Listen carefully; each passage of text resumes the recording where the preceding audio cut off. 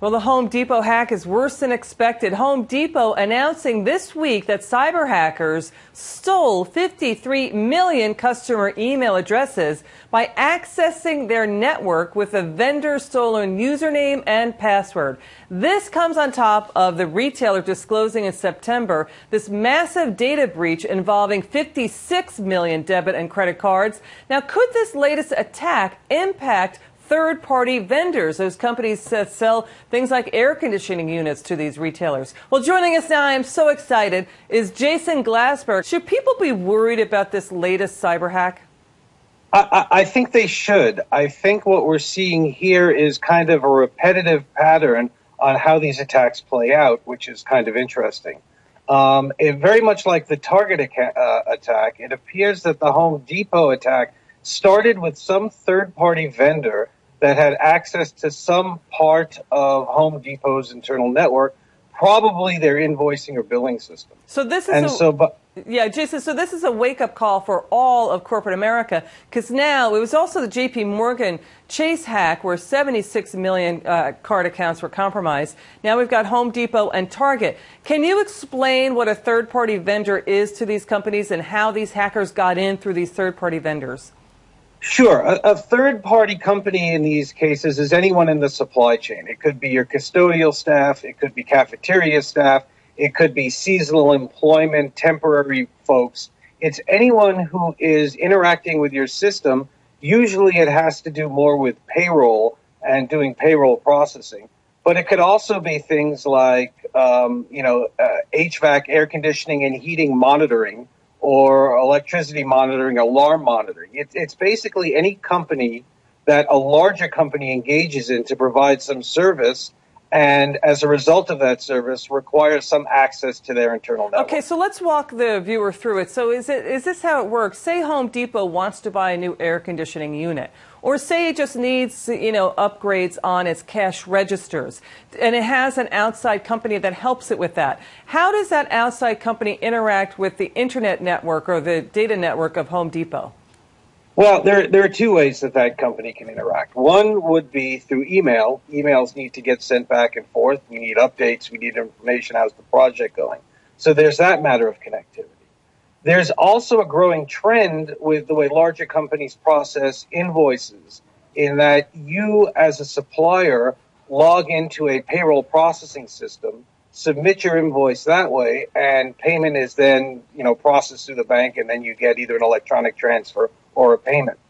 And in the Target attack, and it probably will turn out to be the same in this Home Depot attack, it's that vendor invoice processing system that had a flaw that allowed attackers to take advantage of some vulnerability, gain a foothold, and therefore gain entry into the corporate network. Okay, so I think that, let's take the J.P. Morgan hack, for example. J.P. Morgan Chase is confirming that the Corporate Challenge race website. So this is a separate website, a website that was separate from J.P. Morgan Chase. A Russian cyber hacker or somebody from China could be sitting there and they hack into the third-party website, the Corporate Challenge website, and then they steal logon credentials and passwords to turn around and break into the bank. Is that how that happened? Exactly, because, people are, they want convenience, they want ease. And so it may very well be that one of the J.P. Morgan developers or someone who had to interact with that system use the same credentials that they use in their corporate network as they did for this third-party network. And that's a problem we see all the time.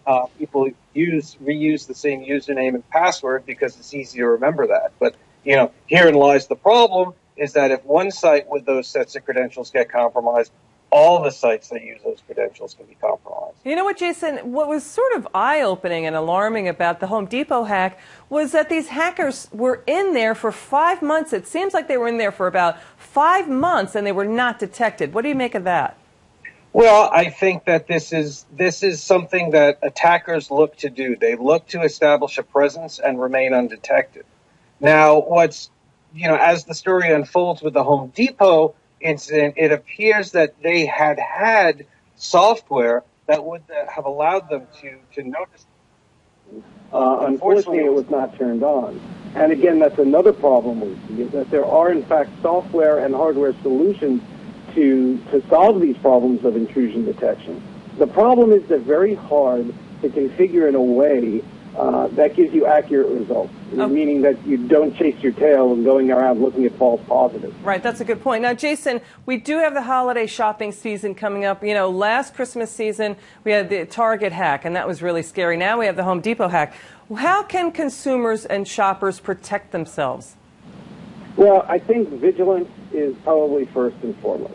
You know, this is the time of year, or we're coming up to the time of year, where a lot of these attacks take place, and a lot of these attacks take place based on people just not being aware. They click on unsavory links because they think they're getting a better bargain, or they don't necessarily verify that they're in fact purchasing something from a legitimate retailer. You know, quite frankly, the safest thing people can do at this point is use cash as much as possible. The problem there, of course, is no one wants to go out shopping with $100 bills in their pocket. Yeah, that's a good point. You also want, you know, the credit card, you know, points too. All right, so the ideas are, you know, chip cards are coming. You may want to start using Apple Pay or PayPal because they're more secure. Do not use your debit card because it goes right into your checking. They can empty it. Maybe even shop online and, of course, give a separate email that is not your home email. Make up another email account. I'm not sure why you always have to give over your email address at the checkout, right, Jason? Well, it's all about data collection. Yeah, that's true. People want to know your buying habits, and they want to be able to target you with ads. The other thing we tend to recommend is, if possible, to reserve a single credit card for online purchases. Meaning, don't mix groceries and travel with your online purchase, because that way it's very easy to see what charges are placed on that card, and ones that seem unusual stand right out and aren't varied with your normal day-to-day charges. That's a terrific idea. Jason Glassberg with Casaba Security, coming to us from Seattle, Washington. We are so grateful for your insights here. Have a great day. Thank you so much for joining us. Thank you. Okay, that just about wraps it up. Thank you for watching.